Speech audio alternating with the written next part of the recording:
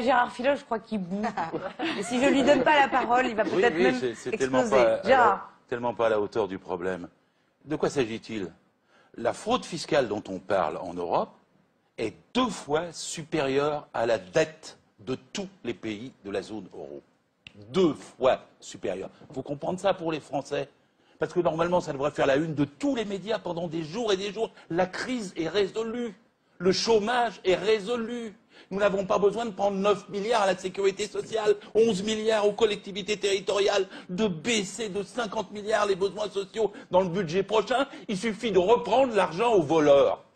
Parce que c'est bien de ça dont il s'agit. Il n'y a pas que l'affaire Swiss Leaks. Il y a eu avant 168 journalistes offshore Leaks, il y a plusieurs années, qui ont mis à jour tous les réseaux financiers de la planète. Là, il y en avait 154. LuxLeaks. Celui qui dirige l'Europe aujourd'hui, on ne va pas parler des Belges, on va parler des Luxembourgeois. Il a été 15 ans ministre de l'économie au Luxembourg, puis 15 ans Premier ministre. Pendant ces 30 ans-là, il a blanchi l'argent de 340 entreprises. C'est estimé à un total de 2400 milliards d'euros.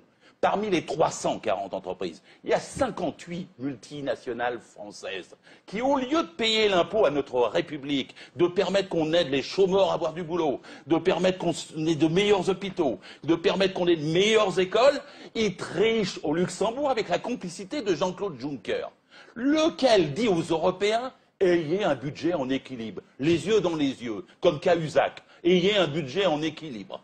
Et il leur dit « ne dépassez pas ». Pendant qu'il triche et que c'est lui qui fraude sur le budget qui permet qu'il ne soit pas en équilibre. On est quand même dans un système inouï. Je ne sais même pas comment les peuples européens ne se révoltent pas face à ça. C'est dans leur poche. Chaque Français doit comprendre que c'est dans sa poche, que c'est dans ses droits qu'on les vole. Et ces 58 entreprises multinationales, on les dit toujours vive l'entreprise. Philippe, mais celles-là nous prennent nos sous. Gérard Filoche. Vous l'expliquez bien, Gérard. Hein. Gérard, la fraude fiscale, c'est combien? C'est 2000 milliards par an. Écoutez, c'est combien le chiffre? on va prendre la le louche. chiffre. Non, le ministre du budget disait pour la France 80 milliards. C'est plus, hein. La dette est 2000 milliards. Ouais. Maintenant, c'est plus avec tout ce qu'on découvre. 80 milliards. Pendant que vous parliez, je faisais un petit calcul.